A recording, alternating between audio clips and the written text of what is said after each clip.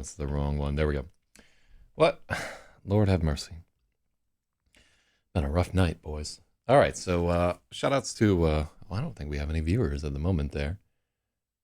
Yeah, nobody, hold on, let me paste this motherfucker in here. Well, I got it up in the topic.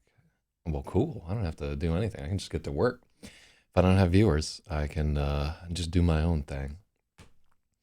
But yeah, day 45 of editing every single day. Yeah, like I'm, something's fucky at the moment there. I got like either some inner ear thing or like a brain tumor or I don't know what the fuck is going on.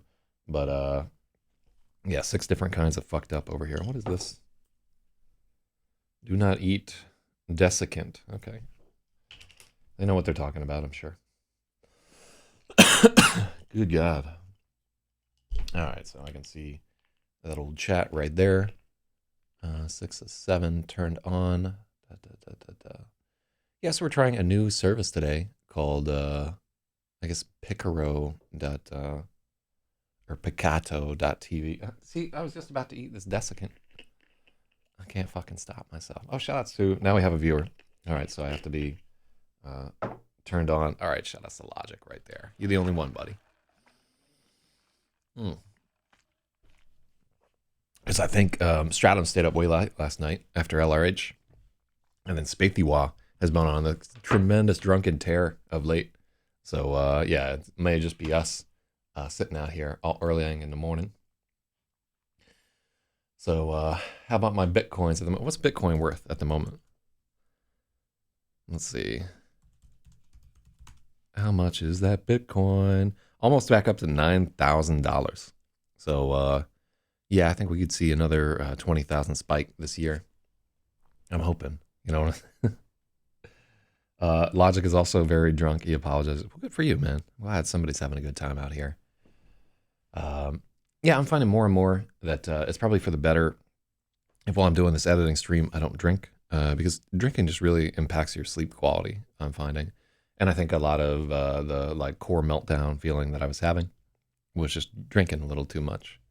But Yeah, man, if you're not out there editing a fucking novel and you got your whole life ahead of you and everything like that, hell yeah.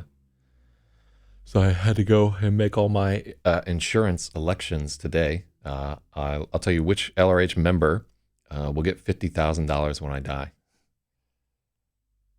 Well, I made my Uber never make a time through Jack in the Box, and I got 4 meals, and I was watching belly dancers on YouTube. Oh, shout out to the Uber driver running you through a Jack in the Box.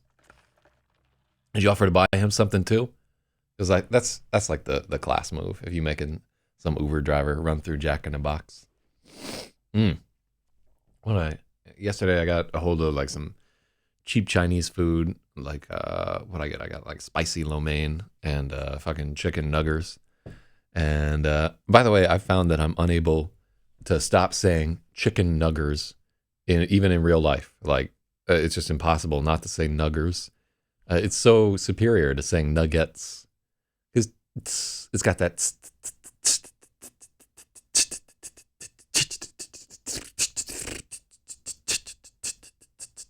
at the end of it, right? And nuggers, it has that gers ending that I'm just a fan of that ending. You know, you make up your own mind as to whether or not it's racist to like GERS at the end of a word, but I like that gers, and I'm not gonna, I can't even front. Belly dancers on YouTube nonstop. What a life! What a life you lead. Just did a very subdued LRH because I was not feeling a hundo yesterday, and then yeah, maybe I should put some time into getting really good at beatboxing. I'm sure that'd pay off in my life.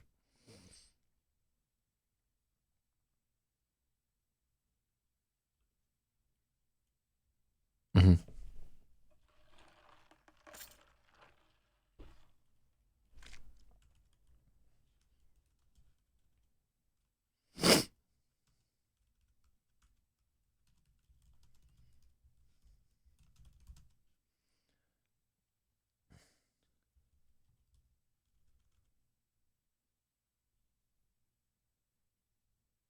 Let's see.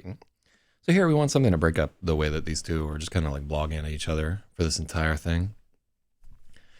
And I feel like I need to warm up a little bit before. Let's see what Baudelaire has to say on the topic there. Here's a poem called Gypsies on the Road. The prophet tribe with burning eyes set out yesterday.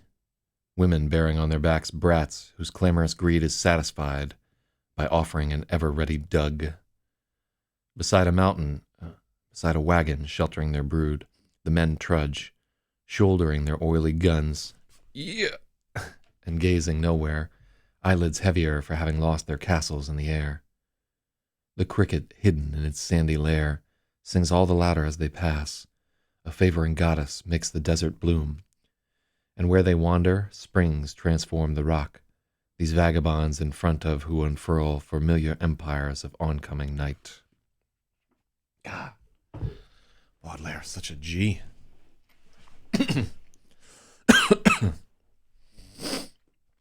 All right, so hopefully, yeah, like I had like some kind of disorienting thing happening to a fella. I woke up in the middle of the night and fucking fell over trying to get to the bathroom. Like I was 90 years old, just because. And then I was like dizzy but not nauseous. It's like a weird feeling. Like something is definitely up with the kid, but we're gonna power through it one way or the other. It might just be like a side effect of going off of that NAD. Might just be like a sinus infection or something like that. Might be the end of the fucking world. And any of these outcomes would be all right. I just, whatever else happens, I'm hoping it's not like one of those like aggressive brain tumors, but I don't have time to finish this fucking book. That would be forever. Rootless cosmopolitans. Damn. Yeah, there's no more trads left, man. It's all these cosmos. Tradition is dead and you're next. So we'll do this whole shimmy shamble.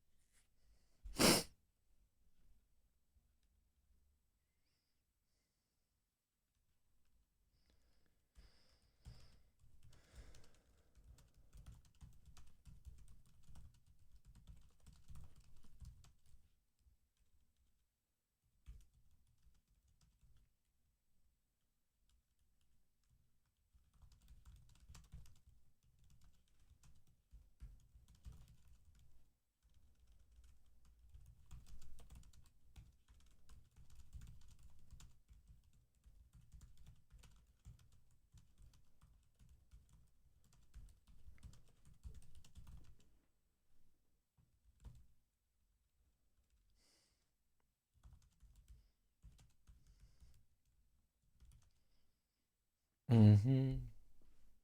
Rootless cosmopolitan, cancer AIDS, uh, nothing gold can stay. Everything fades away. The end.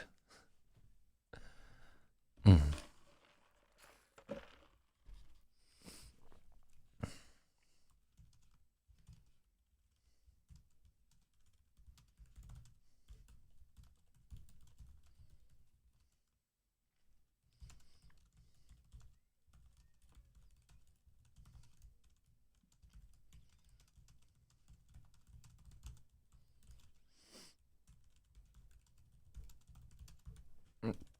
Mm.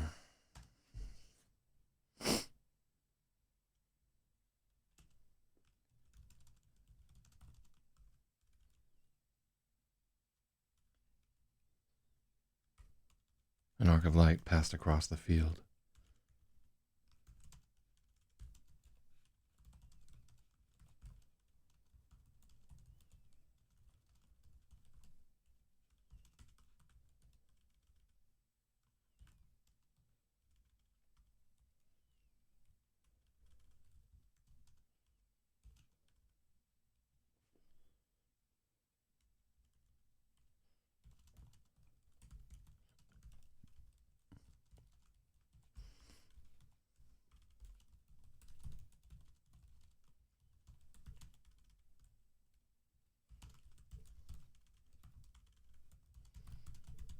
Mm-hmm.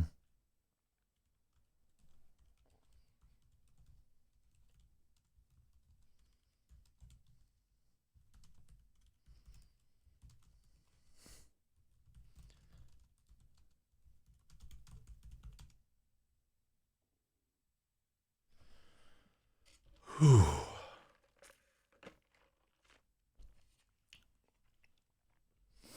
Wow, Dwayne is really throwing down. Trolled so much, and I trust so few. Sad I ever clicked. Thanks to real Opsto checkout circus. Damn. And then he says, "How do liars not get cancer?" And then he says, "Nah, you lied to me."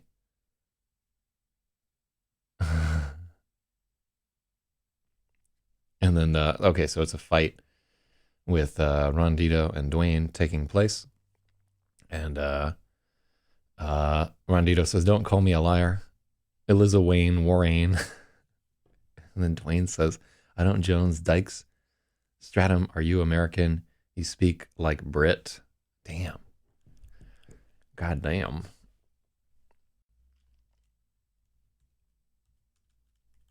Mm.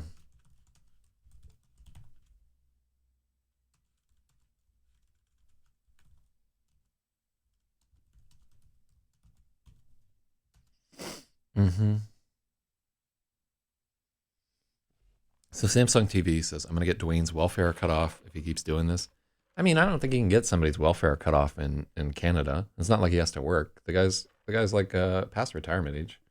So I don't think any, and I think you'd have a hard time getting him committed, right? Because he's high functioning enough as an alcoholic. So I don't really think there's anything that you can do to him at the moment outside of like, physically taking matters into your own hands. And I don't think he would because he's just like a harmless old man. So by this chain of logic, Dwayne is completely impervious to anything that you could do to him, and therefore your threat is completely idle. So therefore, in my eyes, you lose standing as a result of making this idle threat. And Dwayne increases in standing because he was able to defeat you without even engaging you. So wow, it was like a quick transfer of fucking social credit right there. Oh, it's funny how quickly that goes.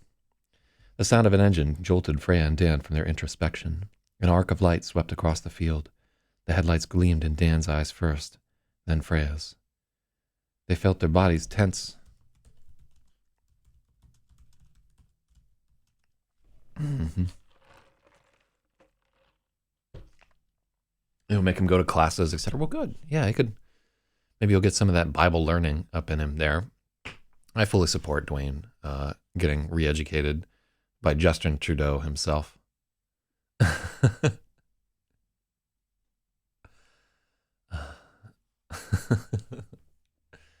Talking about an IRC transatlantic accent right there. Do me a favor, Logic, if you are sober enough. Like, I want to spam the. Here, let me see. Yeah, there's no way to hit an enter key with this mouse. And counseling, having poverty pimped. I've never heard that before. Yeah, I don't know. You know, like one day we're gonna fucking log into IRC and we'll get the news that fucking Dwayne is dead, and we'll all like sit and think about that. Like he had kind of like a frantic tinge last night as he was praying for us. So he seemed, I guess it's like far enough through the month that he can't afford cooking sherry. So, uh, yeah, man, really makes you think right there. Like I like Dwayne. You know, honestly and truly, I like him. I know he's like a terrible bigot and all that, and like hopped up on Jesus and kind of a hypocrite, but whatever. He's a funny dude. Um, and yeah, I think a lot of people see this like kind of older guy who's fallen on hard times. Like his wife has left him, alcohol has like, claimed like everything in his life. He sees his family like very rarely, like maybe once or twice a year or whatever. He lives with a roommate who's also kind of like mentally unbalanced. And yeah, we could easily fall into the same pit ourselves. Like there's every chance that I won't live anywhere near as long as Dwayne has. Um, and yeah, just I'm constantly impressed with the tenacity of people to stay alive when all indications are that they should be dead and in hell. So the sound of an engine jolted Freya and Dan from their introspection. An arc of light swept across the field. A yellow arc swept across the field. Yeah. A yellow arc swept across the field. The headlights gleamed in Dan's eyes first, then Freya's. Their bodies tense.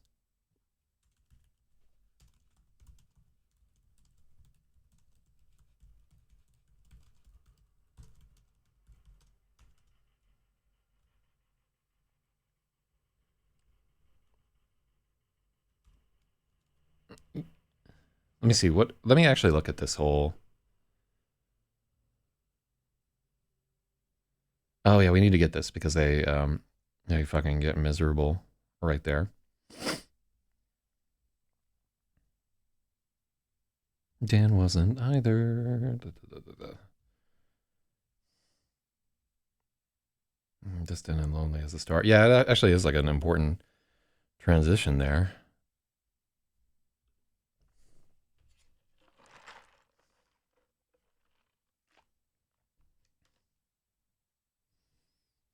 Hmm. The Samsung TV says that he's getting a community outreach worker. Um, I doubt it. I mean, what would a community outreach worker even be able to do to him? Right? Guy's a career alcoholic. He's not going to stop drinking. He's like too much of him has been boiled away by years of fucking Pruno and Sterno and this and that and the other thing. Like he's not going anywhere. So yeah, something worth thinking about. But let's get the sound of an engine jolted Freya and Dan from their introspection. A yellow arc swept across the field. The headlights gleamed in Dan's eyes first, then Freya's. Their bodies tense, they were tense simultaneously, primed to bolt.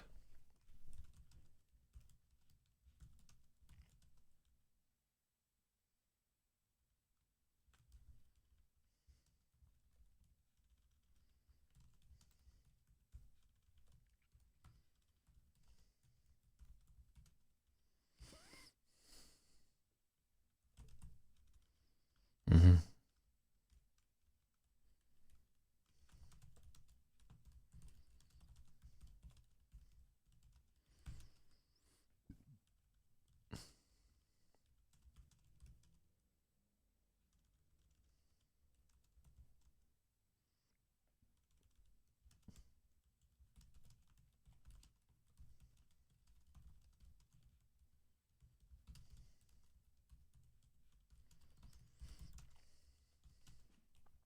The car circled the lot, slowing down as the headlights pointed at Dan's car.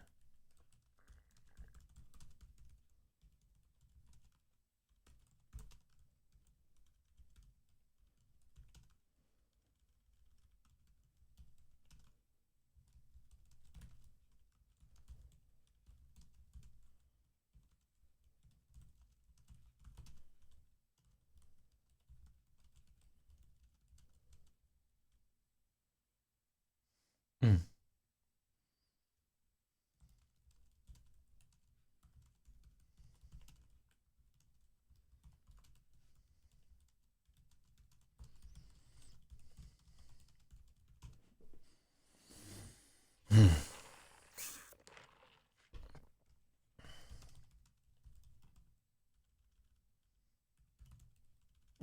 But no. What do you call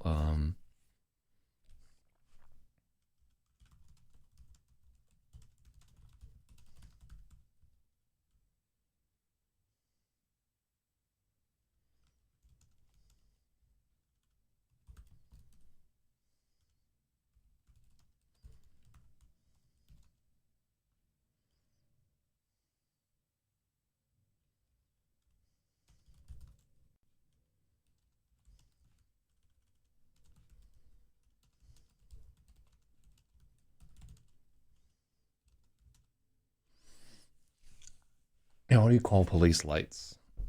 Uh God, almost $9,000. What do you call them? Emergency vehicle lighting.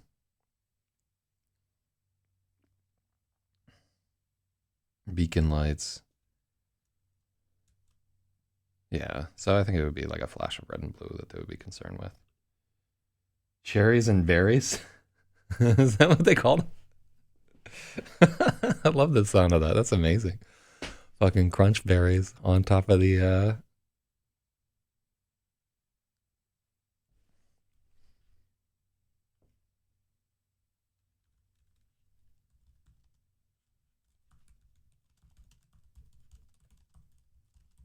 I love it. hmm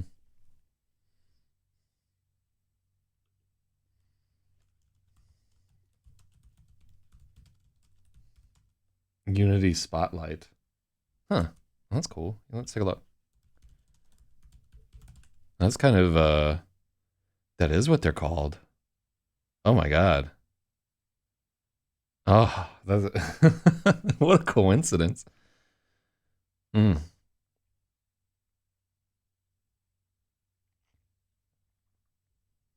Yeah, that's creepy, man. That's where I'm a little I'm feeling that one right there. That's a little bit wild. Unity spotlight.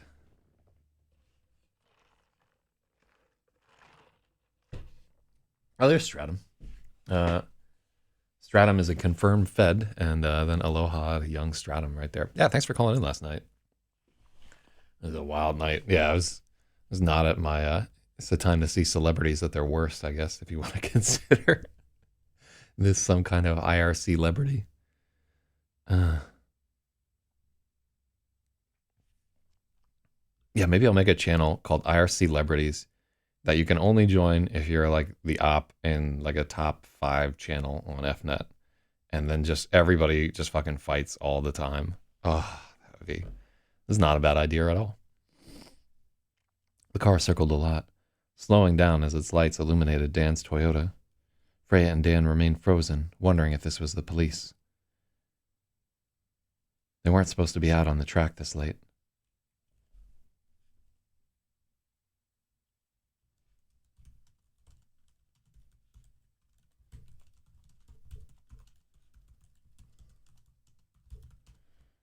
But there was no siren whoop, no cherry and berry flash.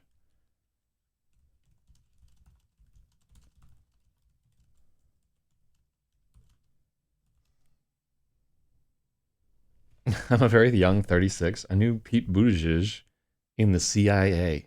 Hell yeah. Was he gay there also? No, he wasn't gay until he was 32, or so we've been told. I just can't imagine like denying something like so core to who you are for 32 years, man. But I mean, well, if we think about it, like he wouldn't know any until he like for sure until he was like 14 or 15. But after that, like as soon as you get access to that internet pornography, there's no reason to not know that you're gay. Like you figured that shit out right away. Oh, yeah. Shout out to his wife right there. God, I feel so bad for women who get trapped by these gay dudes. Mm.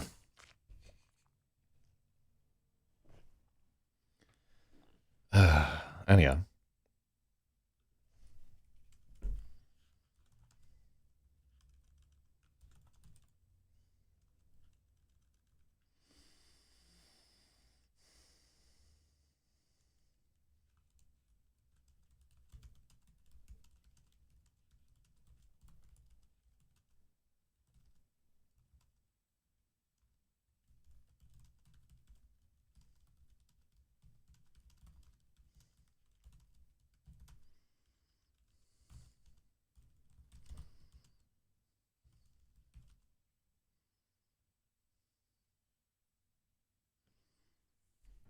Hmm.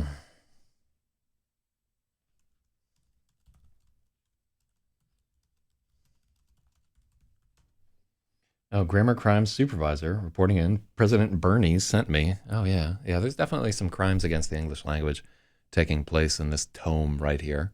So shout out to the regular crew there. Spathiwa, Stratum, just the real ones out here right now. Yeah, how's it going with what do we got here? We got 7 Jeremiah's 7. So welcome to the stream. Hola. ¿Cómo estás? ¿Qué pasó? También. Okay. Yeah, we're doing a live editing stream of this novel. Um, let's see.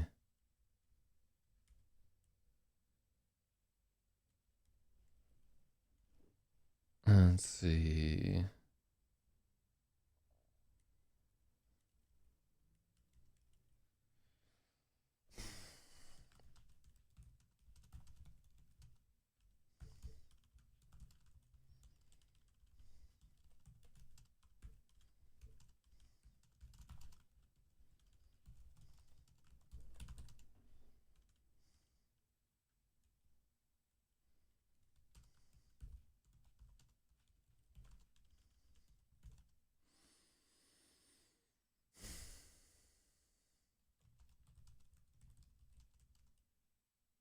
Mm-hmm.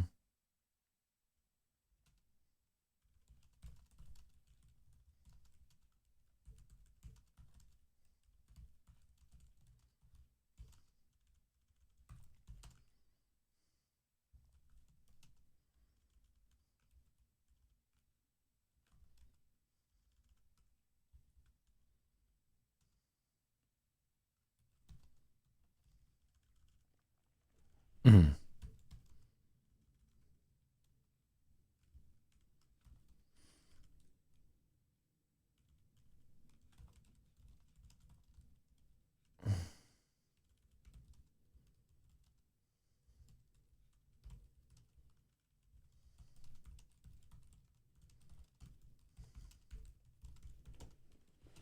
The sound of the engine roaring reminded Freya of something, but she couldn't place it.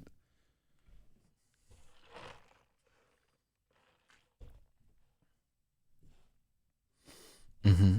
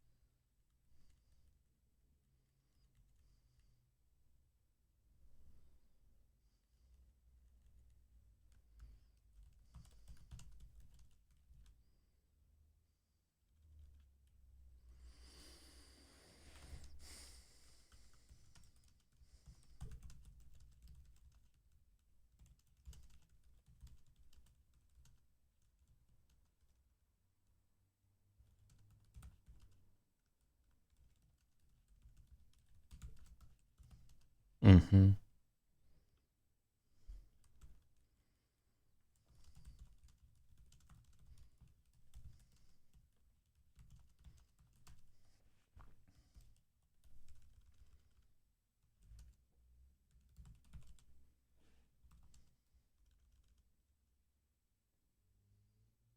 Also, working on a rule set editor while watching the Watford game. What is that? Is that the fucking cricket or is it the sports ball?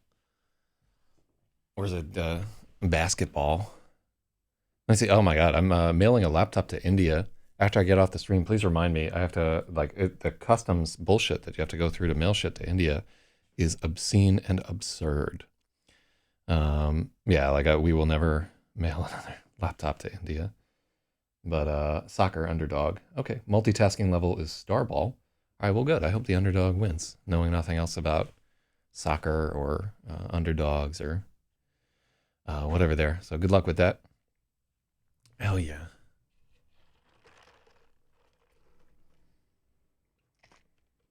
Mm, yeah. So they're would you say that they're the Democrats of soccer there? Like where they don't really have a hope, but everybody's kind of like pulling for them. They keep self sabotaging themselves. Uh, I don't know. That's the only like gay sport that I really relate to, other than UFC, which I don't get to watch tonight because I'm going to be out roller skating. I might get back in time to catch like one of the fights. Hopefully, it's. I would love it if it was like a late one, but I think I'm going to be out skating if I'm well enough.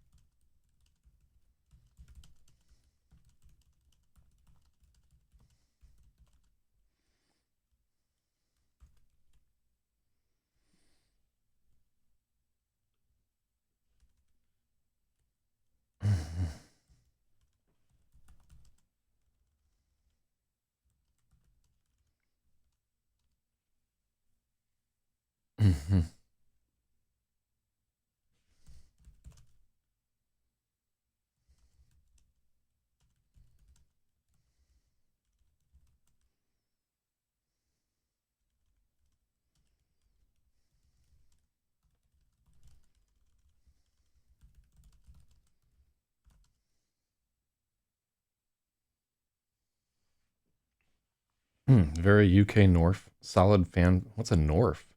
Solid fan base, but every win is a surprise. Well, I kind of like that.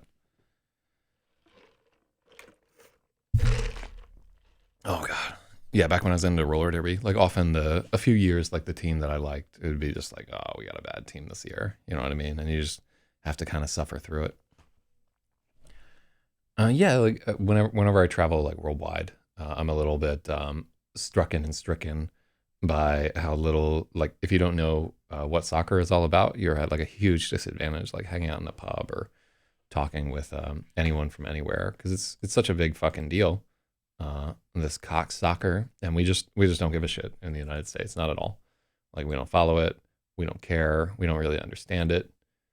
We don't, we just don't have like the I guess the temperament to deal with this whole thing. So yeah, it's a struggle. All right, what do we got here? Let me get out of there. Oh, Dwayne is really upset, man. I wonder if somebody should say something to him. Uh, I bet that nobody will, though.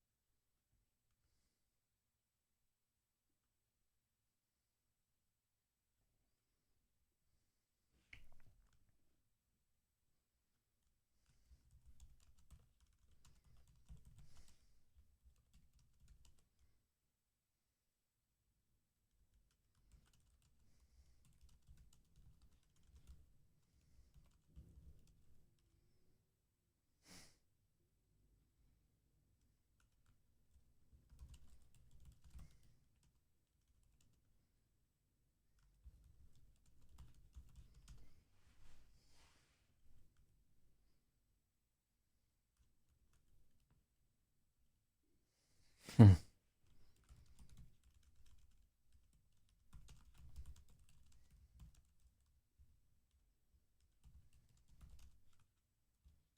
Mm-hmm.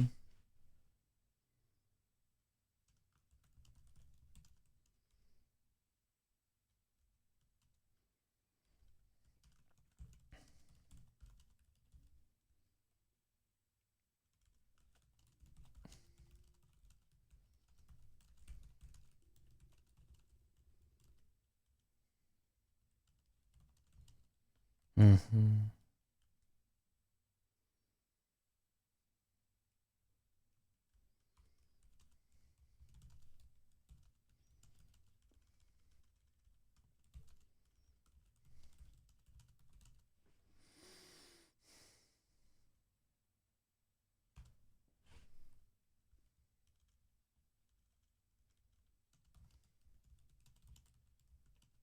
Mm.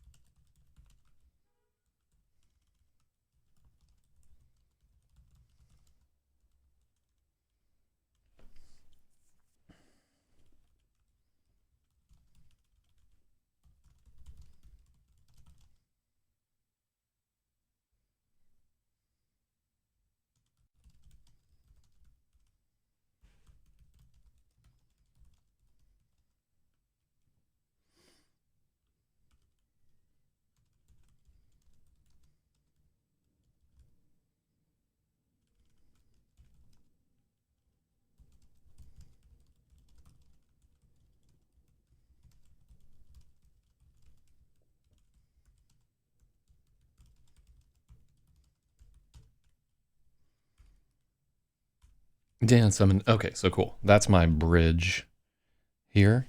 So something happens.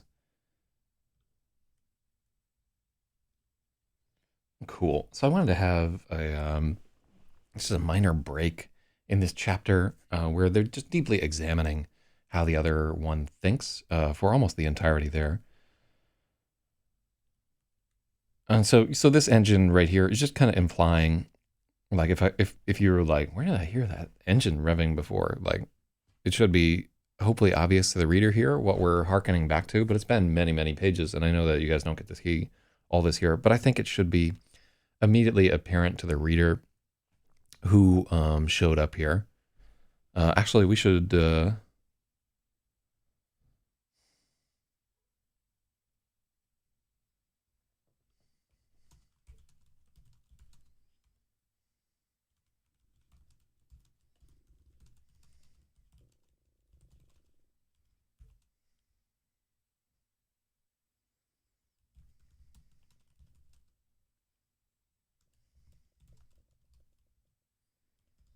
Mm,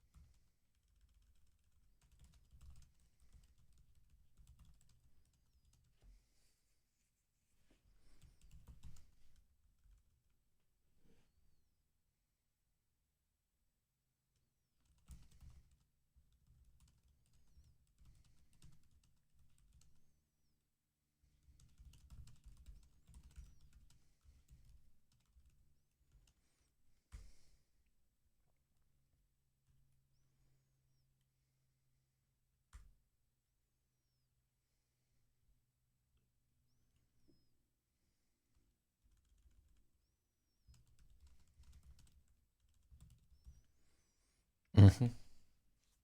Okay, cool. That's a little bit better there. So Dan summoned memories, trying to fathom the gulf between them.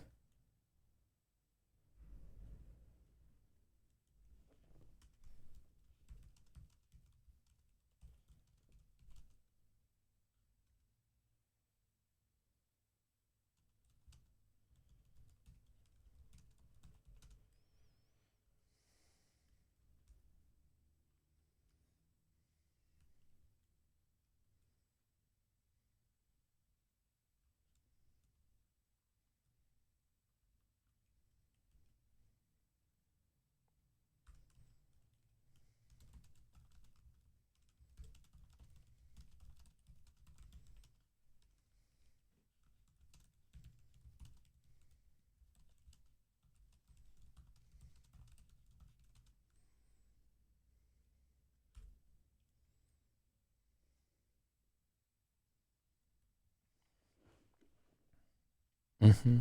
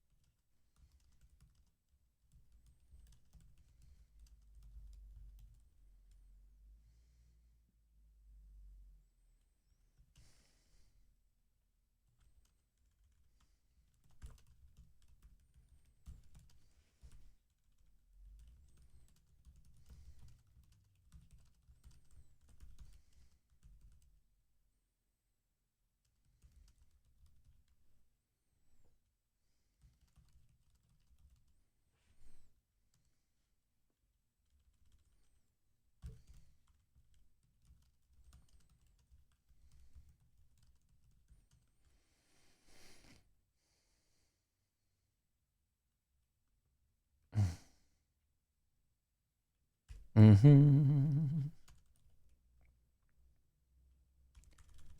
Okay, so we're just trying to chop up this a little bit here. So tell me more about you. She entreated Dan, and she felt he wanted the same thing.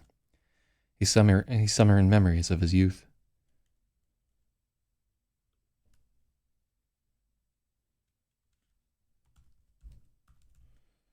He summoned memories of his childhood, and they spilled into her being like ink.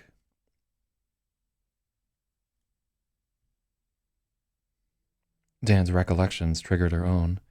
They would bloom in him, blending with his experiences until it was difficult to tell what had happened to who, or if the distinction was even important. They were fascinated with themselves, wheeling deeper and deeper inward.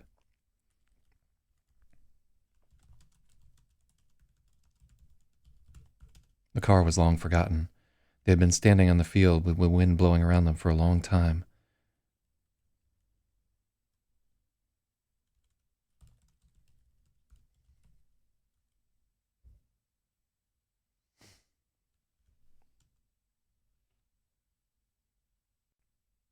Tell me more about you shouldn't be italicized. No, she's thinking that. She's not saying it aloud. It is. It's like a projection, and the italicization is. We use it throughout the book to indicate character thought rather than emphasis.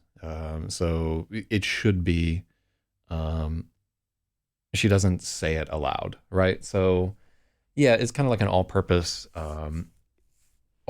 Like when we italicize something in this book, it is meant to be thought rather than. And here you can see Freya thought and treated Dan. Yeah, Yeah, I see where you're coming from, where that's like a little bit, whatever. Okay. Yeah, I just don't want thoughts to have to be in quotes throughout the entire book, because like they're not they're not exact either, right? Um, the italicized thoughts are meant to be approximations of what the character, rather than like a direct quote. Like this is exactly what they're saying. Whereas there's meant to be a little bit more leeway in the thoughts. You know what I mean? Because like a thought is so much less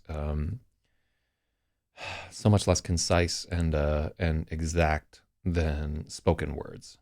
If that makes any sense, you know what I think of? I think of like a thought as like sort of a word. I think of a word just like the letters, like sharp lines between black and white, and a thought is more like trailing all kinds of mist coming off of it, like wafts of this was my intention behind it, and these are these associations that come kind of like echoing along with them.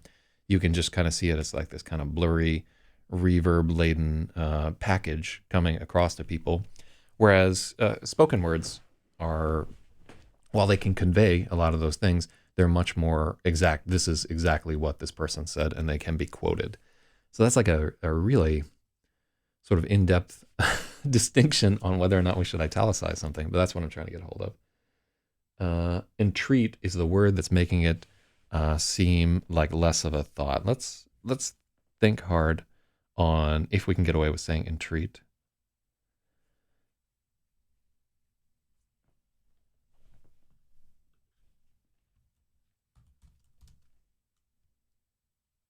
So I like this a lot. Tell me more about you. She wished that Dan.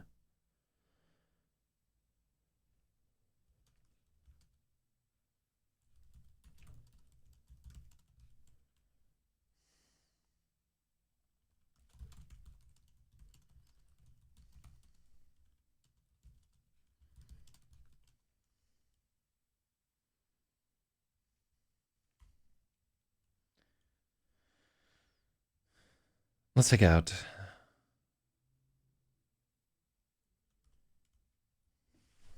Okay, cool. I like the idea of her wishing at him, right? Like it doesn't quite. I don't know that we can quite get away with it, but I'm gonna try. There, I do like the way that.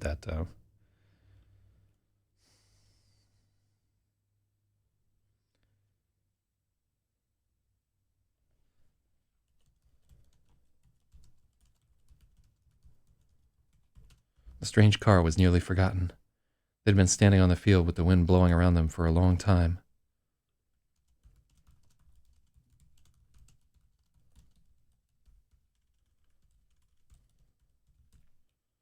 There were nagging feelings that they should get out of the cold, but neither was willing to stop and risk the moment.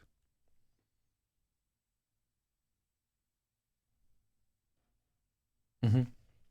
So Stratum says that wish is certainly better at conveying it. It is a thought. The uses of entreat is exactly what I'd use in a real description of a verbal request. I tend to agree, and like I'm happy that we made that change there.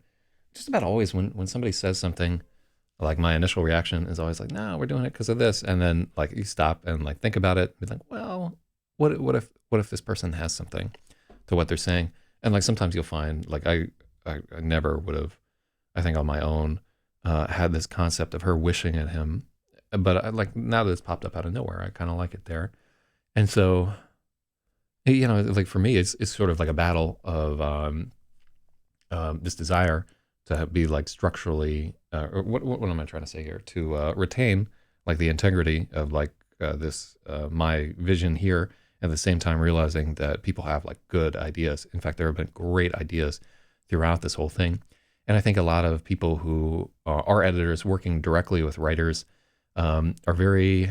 It's almost like having somebody over at your house and you offer them something and they have to initially refuse it, and then you offer again, and then they're like, oh, okay, yeah, if you insist.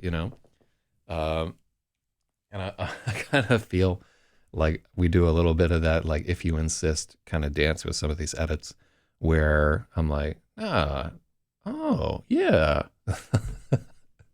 So I hope that's not too annoying to the people who are offering like these very good suggestions here. Like that tiny little word is not going to make this, it's not going to change the novel tremendously, but it's a better word. And like all these little changes that we're making, hopefully will snowball into massive commercial success, or at least more people reading this fucking book than read the previous ones. So that's a good one.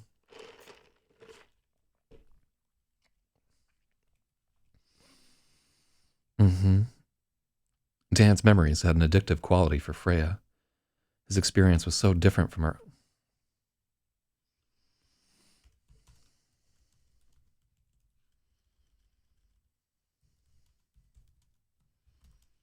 Hmm.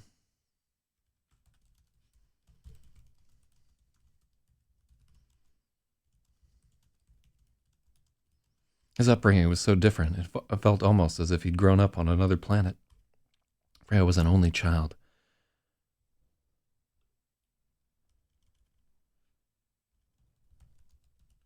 She'd been raised, cocooned, and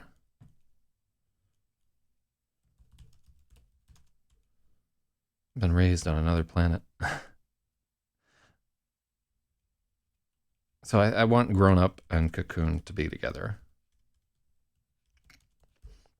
Because I like that because it more conjures like the idea of her being constrained as she's growing up. Like if you're growing up in a cocoon, it's different than like raised in a cocoon. Like a very, very subtle distinction between those two. But if we can only use one, I'd rather have grown up cocooned. Freya was an only child. She'd grown up cocooned in Lassa's neurotic desire for order. Her childhood was long stretches of inward turning silence, solitude punctuated by interactions with adults.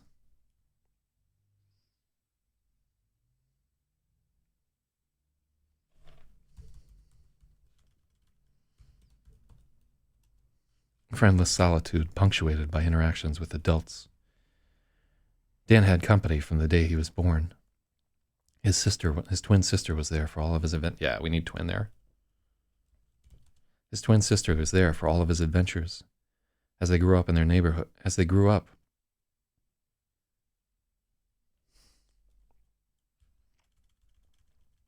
their neighborhood was full of children running wild with them in the cypress swamp behind their house. Shout outs to the my childhood home, which also had a cypress swamp behind it right there.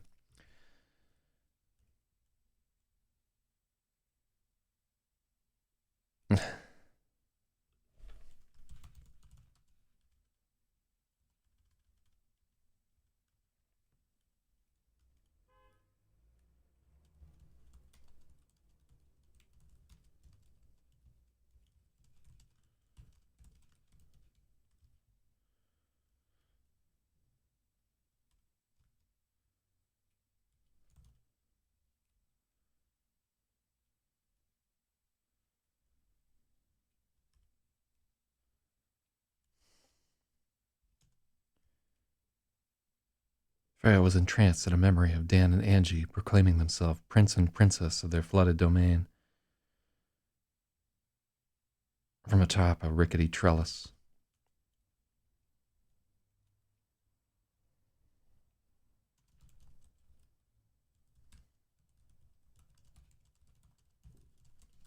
It swayed beneath them with every step. Their house was full of sound and clutter. There had been two cats. Oh, yeah, like there's so much childhood on.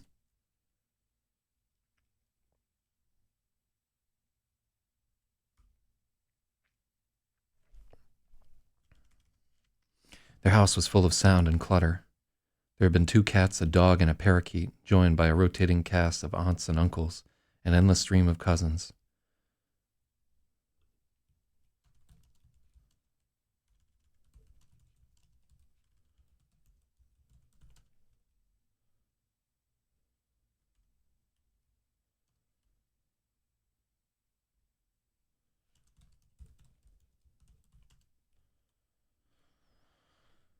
Whew.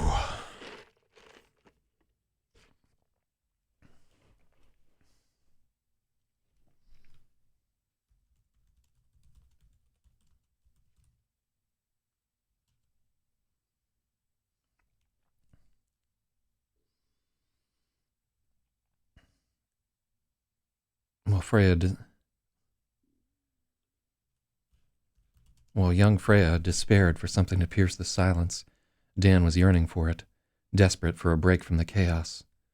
Suddenly she understood why there was no music in his car, why he spent so much time running on his own. Dan was just as interested in Freya. She tried to share pieces of herself with him, but they were such meager offerings compared with the wealth of his memories. It wasn't just that his recollection had more fidelity, it was the way he remembered, tying everything to his sense of smell. Instead of discrete moments, he remembered things in eras, whole stretches of time where there was a predominant scent and an emotion he had associated with it. He could perfectly recall the faint scent of mildew suffusing everything indoors at his grandma's house.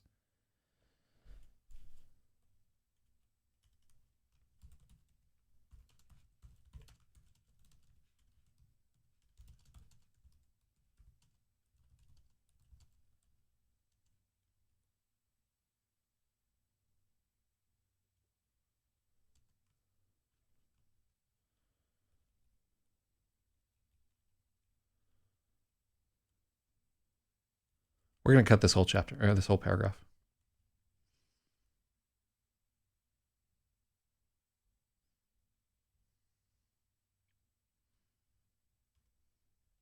Mm-hmm.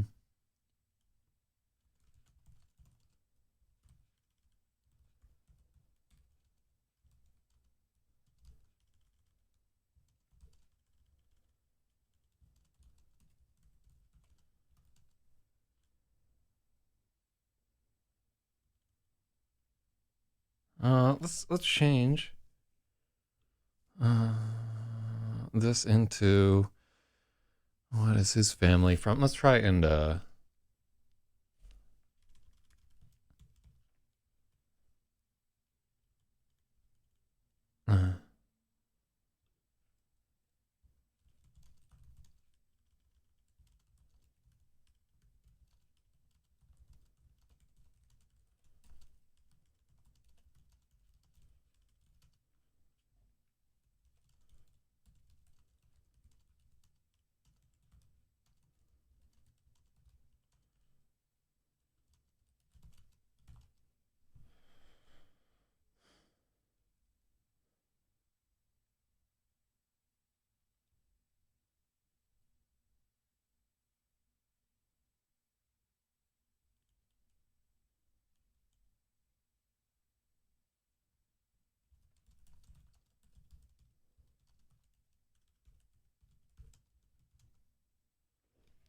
Romanian side of the family made more paprika stuff than cumin. I don't know. Cumin is such a fragrant, like cumin is more of a smell than paprika. You can kind of smell paprika, but it's not on you like cumin is. I think cumin is more smell than flavor, honestly. I mean, the two are. Wait.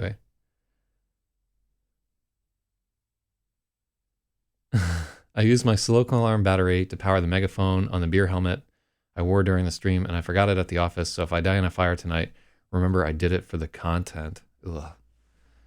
Ugh, gross. Beer helmet megaphone. God. Maybe I should get a megaphone for. How much are megaphones?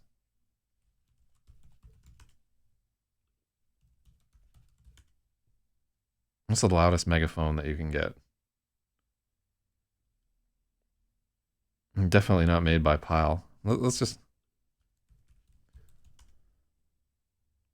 Blue Ocean rugged megaphone. So that's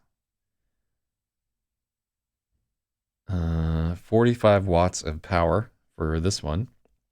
I'd never buy anything that had Pile on it. Bike police LED siren. Horn whistle. How fucking loud is this thing supposed to be? Okay, so it's just meant to be on boats and shit. 800 yard range, 22 watts of output. Yeah, that's just expensive for no reason. So that is just a Pile, whatever. Fuck Pile. Extra loud microphone or megaphone. Look at the size of this lady. All right, well, maybe we'll do something like that. Anyhow, back to the whatever. I have like other equipment that can really fuck around with people, but I digress.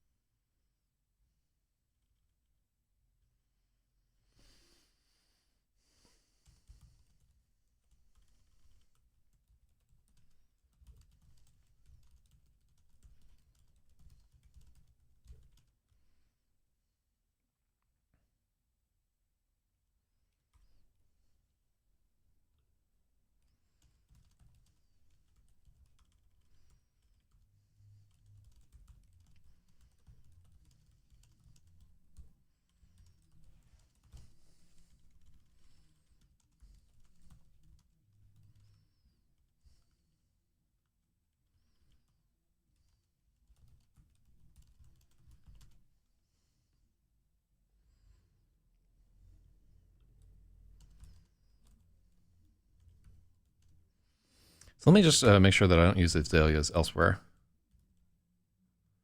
I think this is the one. Okay, cool.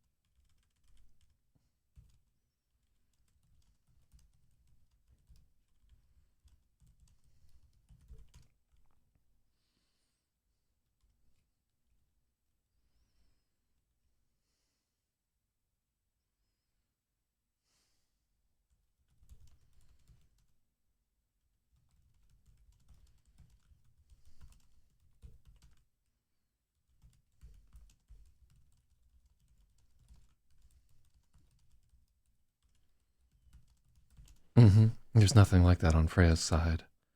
Randall's parents were gone, and Lassa had forsaken hers. Freya wanted all of it, wanted to live inside of his skin. She wanted all of it, wanted to live inside of his skin, to forget about Freya entirely. The feeling alarmed Dan, and she felt miserably inadequate. She thought she could be a writer of songs, a poet. This whole time she hadn't even been alive. She was just a specter tugging at the fringes. No, it's not like that, Dan was saying aloud. But she could feel a swelling wave of pity as she shut her eyes tightly and felt tears squeezing from them and running down her face. There was a surprising darkness. She didn't see through his eyes any longer. Then it was gone. Oh, so much better, this chapter. Jesus. Really, really happy about this whole situation right here. Top of chapter 417. Then the pine needle and azalea scent of her decline, where Dan and his sister were banished.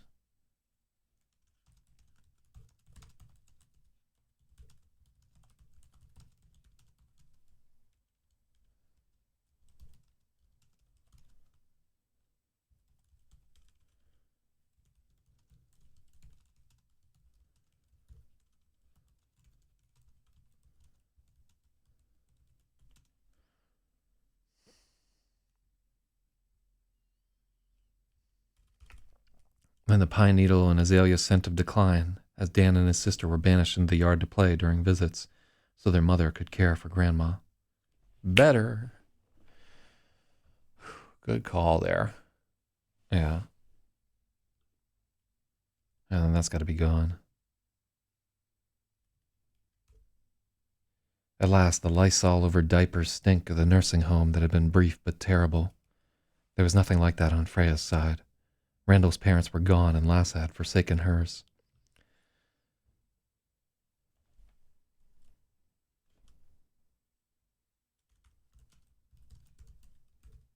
It's still there. I missed it, according to Stratum. I think I got it within that 30-second thing. Yeah, worry not. I'm on top of it, so never mind, you got it. I like that loop of whatever. I'm so happy about this fucking chapter. Because this was garbage. Like literally, like before we added in this little break of like one, I like the concept of them wasting it. Two, I like the foreshadowing that we get into here. And then three, we took like this long, like it was like a string of unconnected things together that didn't really make our point. And then this like era of smells thing or whatever, which is a thing that used to happen to me when I was like much younger. And then as I got older, my sense of smell got poorer and I did less, I felt less of that like era sensation. Also, you know, things run together a little bit more as you get older and every day is exactly the same.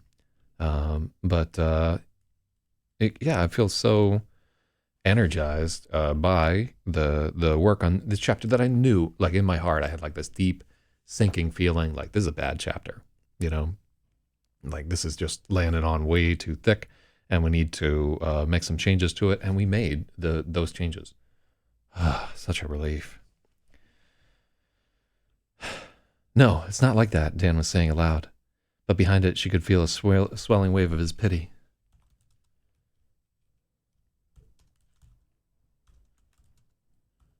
She shut her eyes tightly and felt tears squeezing from them and running down her face. There was a surprising darkness. She didn't see through Dan's eyes any longer. Then it was gone. The last thing they felt together was the starball's heat in Freya's pocket. The connection was severed. I'm sorry, Freya said, her voice sounding strange as it echoed only in her own skull. I fucked it up. Dan was aggrieved, his eyes shot around them, as if trying to find the thing they'd lost. No, he breathed. It was almost a whimper. He looked at his own hands, opening and closing them, and then he looked to her. She didn't mirror the movement. Oh my God, no, he began to cry. Tears ran down his face in the moonlight. He slumped onto the field. They're in a field, not on the track. He slumped onto the field and then curled into a ball and cried. Freya sank to join him, and together they wept on the cold ground, their sobs disappearing into the night. Neither of them could find the strength to go on. Freya could feel the starball at work burning in her pocket when everything else was numb. It was trying to bring them back. She could feel the equalizing force of the starball knifing through her despair.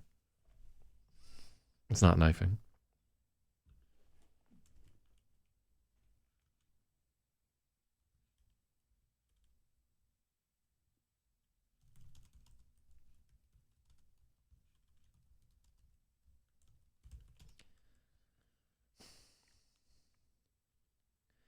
If they didn't get up and go somewhere warm soon, they were going to get hypothermia.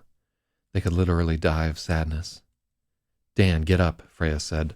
Her voice seemed impossibly small against the enormity of the night. He didn't respond. Dan, she demanded, shaking him. He opened his eyes and they were distant, slow to focus. Dan, come on. We can't stay here. He nodded and rose awkwardly on the field. They could barely walk.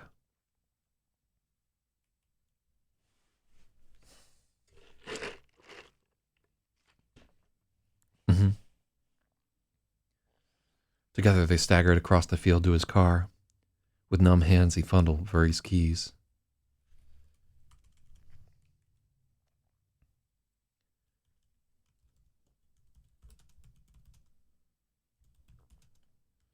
The Toyota's engine turned on the second try, and he cranked the heat as high as it would go.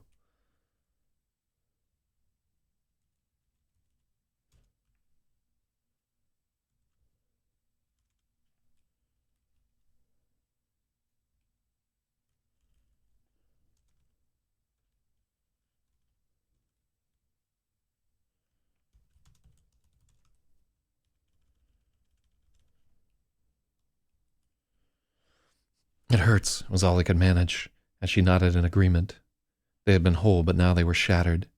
She threw her arms around Dan and hugged him as hard as she could, but the gesture felt useless and insignificant. No embrace could repair this. Compared to what they lost, they were as distant and lonely as the stars. I think we go to that well a little too often, but we'll leave that for a real editor, because I do like the way that sounds. So chapter 58, I will tell you that we have been trying to edit chapter 58 since like Tuesday or Monday or whatever, and we took a little poke, a little foray into chapter 59 because I was too weak to do chapter 58. But now chapter 58 is done, and it's a pivotal chapter in this book, one where we really needed to clean up like a lot of the janky language that was in there, and I am very happy about what has been accomplished. Like honestly, like I feel like a physical burden taken off of me, and it just goes to show how as we get deeper and deeper into this book, it really is like a little bit of sort of insanity creeping up on the fringes, where like I'm definitely physically feeling it when a part of the book it's just so important to me, and in like a like scary and wrong way, you know what I mean? I'm just putting a lot of myself into this, and I am just going to be fucking so devastated when it doesn't work out. You know what I mean? Like, so I think I've told you guys this before, but after you release a book that you've worked on for like 2 or 3 years, there's an almost, and like not to trivialize postpartum depression, because I'm not like creating a life here, but then at the same time, nobody is pregnant for 3 years. But there really is that sign of the type of like building anticipation. You're like have all these hopes and dreams for something, and then the reality of it sets in, and you're left holding a diaper full of shit. And so far, the experience of publishing books has been about the same. So, you know, like the whole time that I'm working on this, I'm steeling myself for that diaper full of shit moment. And even places where like I've gotten good reviews and things have worked out like slightly better than they have otherwise, it doesn't really compare. You feel empty for like 2 weeks after putting out a big novel. This time around, I'm going to try and fill some of this emptiness with the emptiness will come like after publication, right? Because you still have weird hopes and everything there. But after we complete this thing, I'm definitely thinking like a trip to Costa Rica or to Amsterdam or somewhere that I really love will be necessary to kind of work through some of this bullshit. What like a weird emotional thing. I just telling a story, you know. We're literally just sitting here editing something, but there's definitely like a very emotional component of it to me. So so as not to overtax ourselves here, we're going to stop, and maybe we'll have time to come back to chapter 59 later. I never promised like a second stream. So I got Panda from Mars. Do I use any particular software to write, or do I just use the good old MS Word? So you can see here, this is actually Pages. So I like to write mostly on Apple equipment. One, I just think that iCloud is pretty dope, and I like that the interface is uncluttered. And usually the machines that I get from my school are Macs, because that's just how education works. Thank God they're not like Chrome OS bullshit. And I just have like a ton of Macs floating around, so that's usually how it works out. I would be okay writing in Word. I've tried a few of these text editors where it's just like no interface whatsoever, and it's just in black and white. And at some point I might go to that. I might try to do like a black and white field, but I'll tell you what's really useful for me is iCloud. It's just amazing. Just the integration there, the way that I can just pull things up on my phone if I want to like read through a chapter or something like that when I'm on the subway. It's not ideal, but I'm pretty happy with it so far. Just the Word interface feels like kind of cluttered and shitty to me, but it really doesn't matter what your processor is. Much more important are the ideas that you put forth. So let's take a look at how many pages do we have ahead of us here. So it's 419. This is a 4,000 word chapter. 4,000 words is like half of a short story. In fact, a little bit more than half of a good short story. And so I've identified this. So we're going to go to, it's about a 20-page chapter here. And then we're going to end on another no dreams in treatment here. So we need to get about 20 pages here. So I identified this as a spot where I wanted the chapter to be isolated from the story. I want to just be able to take this chapter by itself and say, this is a good piece of short fiction. So one thing that we may do in this chapter is try to include like some of the character descriptions, because honestly, this is about, in terms of like length of the actual book, it's about halfway through the book. It's a good spot to show a little bit about how the characters look and how they might have changed, and show that things are really turning.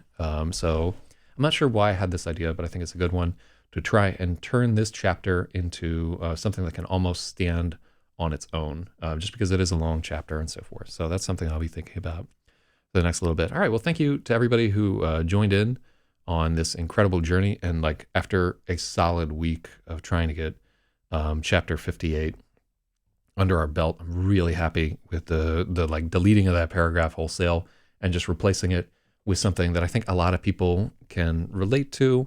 And just, it does like a much better job of saying like, hey, these scents are what this character really thinks about when I like that era type thinking. I don't think it's going to apply to everybody, but I think a few people who get it will get it in a big way. All right, well, let's play our outro. And once again, thank you so much to Stratum, Spathiwa, and Logic for their edits, even though Logic was drunk as fuck. It's A-okay. I had a good time. And yeah, I'm overjoyed. Penis bump.